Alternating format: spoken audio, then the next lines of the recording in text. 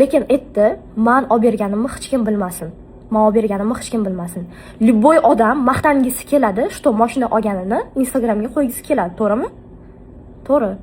Men bunaqa odamlar aktiv yig'ish uchun bunaqa gapirib, prям bo'lib ketadi deb o'ylamadim, to'g'risi.